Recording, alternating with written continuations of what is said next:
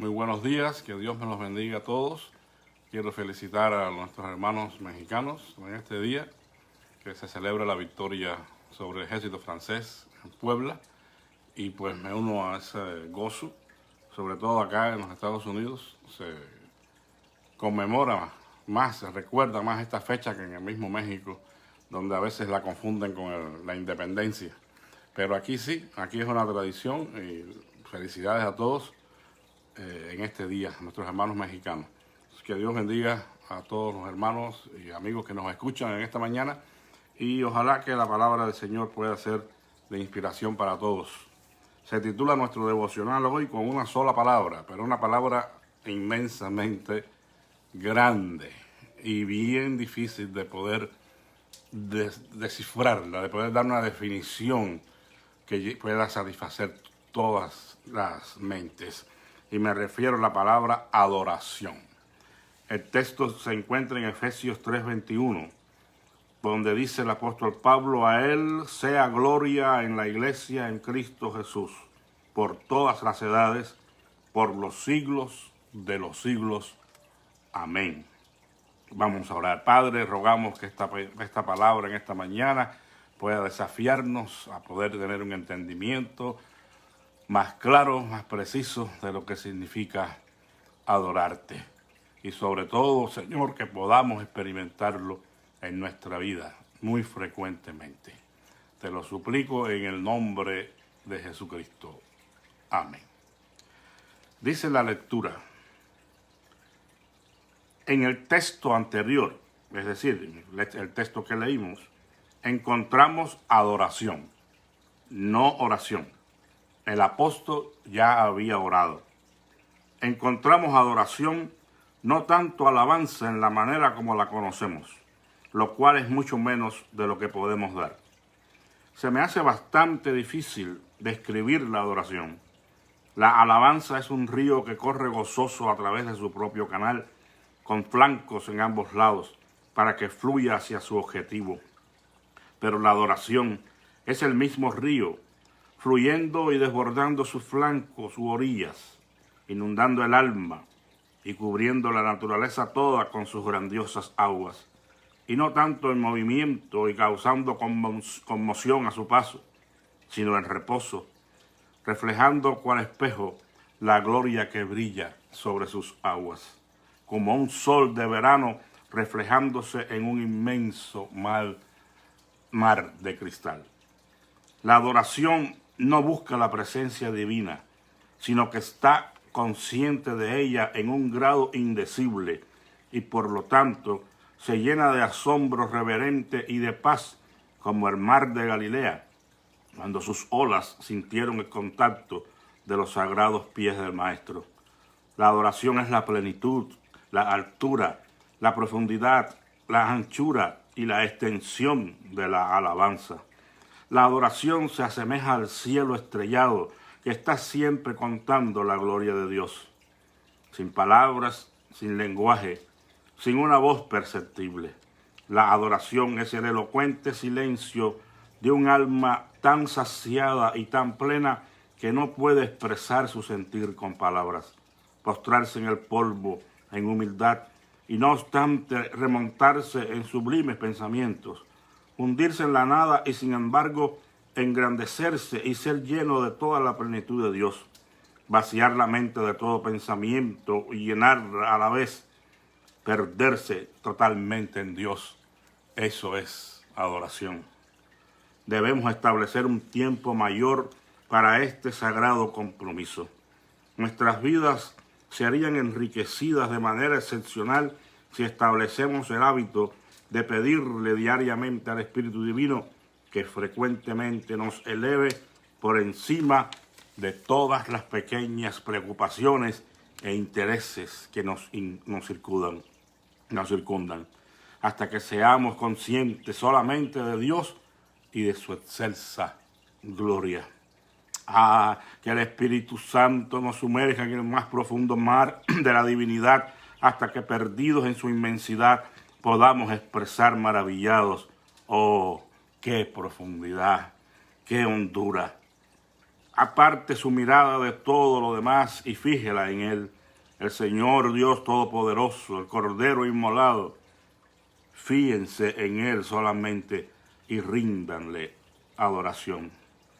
Dice la oración: gloria a ti, Dios eterno, por la eternidad tú eres Dios, que yo me pierda en la plenitud de tu espíritu. Amén.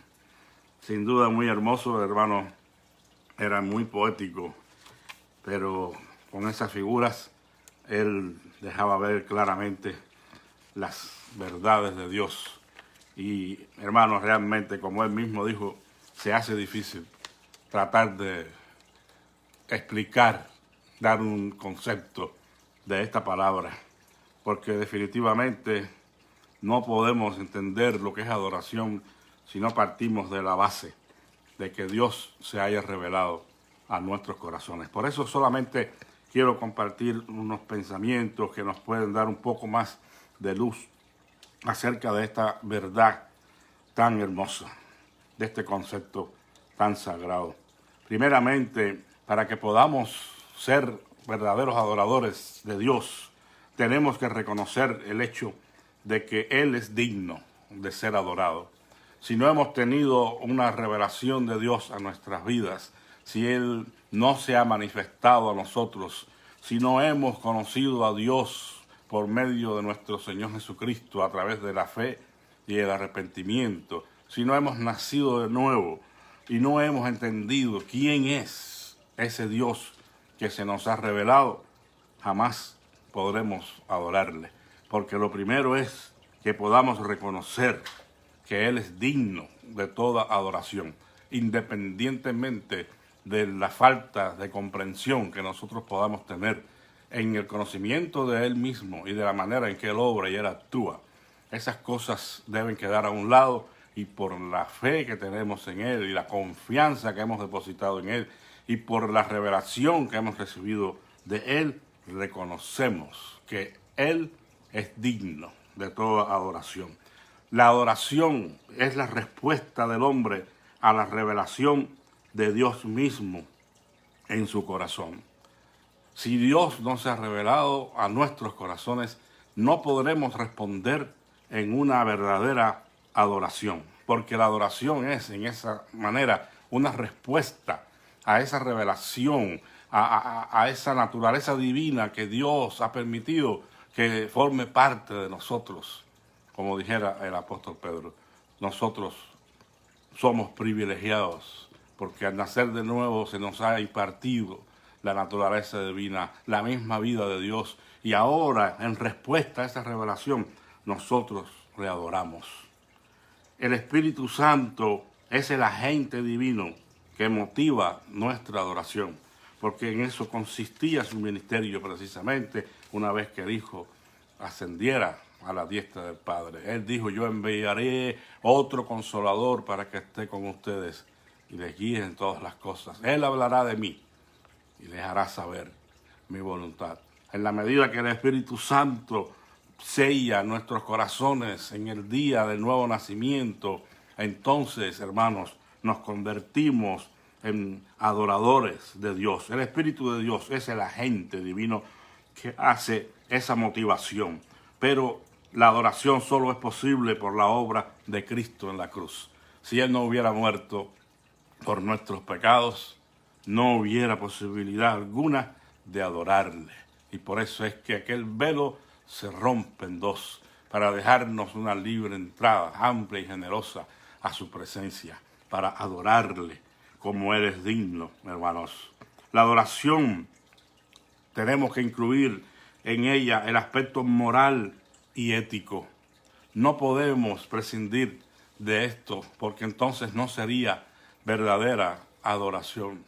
Usted puede leer el Salmo 24 y puede darse cuenta que es solo el limpio de manos, de corazón puro, puede elevar y levantar sus manos y puede adorar a Dios. Solo podrá morar en su santuario aquel cuyo corazón ha sido purificado, ha sido limpiado de todo pecado. Por eso es que vivir una vida moral, ética, una vida en obediencia a los mandamientos de Dios es fundamental en nuestra adoración. Si la adoración excluye eso, no es ni será nunca adoración a Dios, porque tiene que estar ligada a ese aspecto moral y ético. La adoración es obediencia y es servicio a Dios. No podemos tampoco desligar la adoración de la obediencia a su palabra y del servicio que le ofrecemos.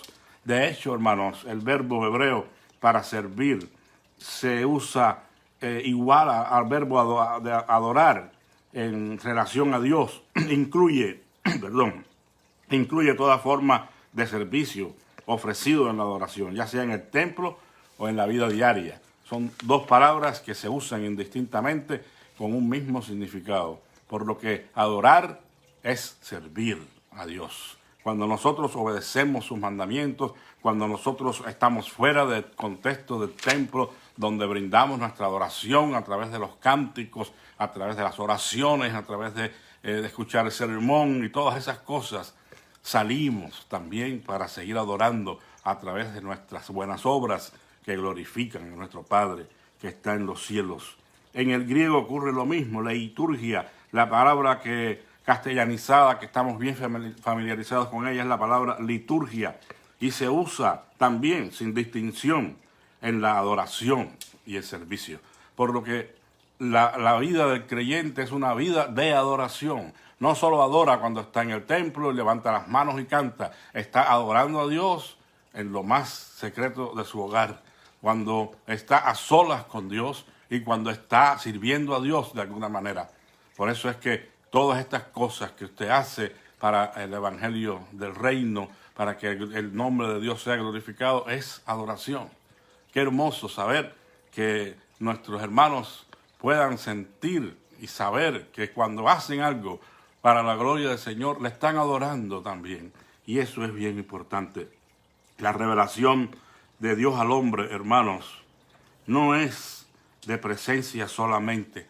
Esto lo dijo un hombre de Dios, un teólogo, y él dijo, la revelación de Dios al hombre no es de presencia solamente, incluye también el propósito de Dios.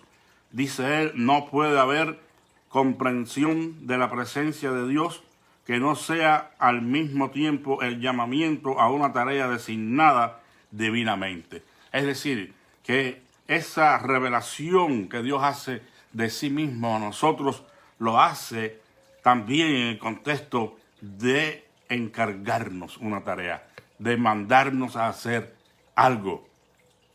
En términos generales sabemos todos los mandamientos que tenemos que cumplir en amor y obediencia a Dios, pero también podrá haber una tarea asignada divinamente, especialmente para usted. Y eso lleva también la adoración. No es solamente la presencia de Dios que nos hace caer en ese éxtasis, en ese momento donde nos perdemos en Él, sino que también hay una comprensión de lo que Él quiere decirnos, de lo que Él quiere que hagamos. Y usted puede revisar todos los pasajes bíblicos, todos los encuentros de los hombres que tuvieron con Dios, y siempre hubo un contexto de llamamiento a cumplir con alguna función determinada. La Biblia nos dice que todos nosotros, sus hijos, tenemos dones, tenemos capacidades divinamente otorgadas para servirle a Él. Primeramente para su gloria. Todo lo que Él nos permite hacer, las habilidades que Él nos ha dado, espirituales y no espirituales, esos oficios que hemos aprendido, todo eso es parte de nuestra adoración a Dios.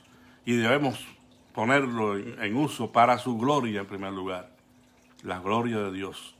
En segundo lugar, la edificación de la iglesia.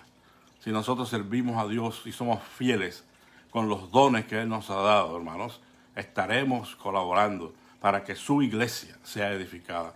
Si usted tiene algún don, alguna capacidad, si usted sabe hacer algo y no lo está usando en el contexto de servicio a Dios de su iglesia, usted está fallando a Dios, porque Él no nos da los dones para que cumplan una función decorativa en nosotros.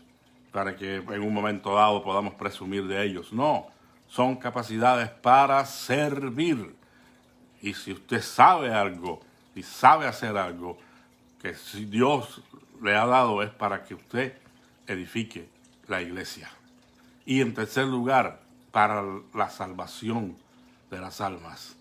Esas capacidades, esos dones, esas habilidades que tenemos, debemos usarlas, hermanos, para que sirvan de estímulo, de atracción a aquellos que andan sin Dios y sin esperanza en este mundo. Cuando nosotros somos fieles en el cumplimiento de nuestras responsabilidades, el Señor hace que las almas puedan responder al Evangelio que se les comunica. Eso es algo hermoso. No perdamos la oportunidad que tenemos mientras vivimos de servir a Dios y de adorarle, que es lo mismo, con todo nuestro corazón. Dispongámonos a perdernos en adoración y a despertar con una encomienda clara en nuestras mentes. ¿Qué quiere que haga? Fue la inmediata pregunta de Saulo de Tarso cuando obtuvo la revelación de Jesucristo a su corazón. ¿Qué quieres que haga, Señor? Primero preguntó quién eres. Y después que supo quién era, entonces se dispuso a rendirse a su voluntad. ¿Qué quieres que haga? ¿Cuál pregunta está en nuestra mente? Quizás alguien que nos escucha, que no ha tenido una experiencia de salvación, que no se le ha revelado Dios a su vida, que todavía puede tener esta pregunta que tuvo Saulo: ¿quién eres, Señor? Hay mucha gente que no sabe quién es el Señor y necesita que Dios se revele a su vida. La única manera de obtener esto, hermanos, es a través del arrepentimiento genuino de nuestros pecados y la creencia o la fe en el Evangelio. Creer en Cristo y arrepentirse genuinamente. Esa es la respuesta para que usted sepa quién es el Señor y usted pueda disponerse después a decirle: ¿qué quieres que haga? Que el Señor les bendiga grandemente, que tengan un día especial, hermanos, y les invito a reflexionar y que recuerden que hoy es martes, mañana miércoles, primero Dios, tendremos nuestro estudio bíblico, además del devocional en la mañana. Y bueno, pues como ya los hermanos han de saber, hemos abierto las puertas de nuestra iglesia, de nuestro templo, siempre guardando las medidas, las disposiciones del Estado, aquí del gobierno de Texas. En la medida que podamos cumplir con eso, vamos a continuar adelante y vamos a ir haciendo como hacen ellos, dando pasos hacia la apertura total de la iglesia. Ya tendremos noticias de eso. Por lo pronto, los que lo deseen pueden asistir sin ningún tipo de compromiso. No se sienta obligado en ninguna manera, porque entendemos que realmente estamos en tiempo todavía de permanecer en nuestras casas. Así que bueno, es un placer compartir con ustedes la palabra del Señor. Y recuerde que Dios busca verdaderos adoradores que le adoren en espíritu y en verdad. La paz de Cristo sea con todos. Un abrazo, hermanos. Amén.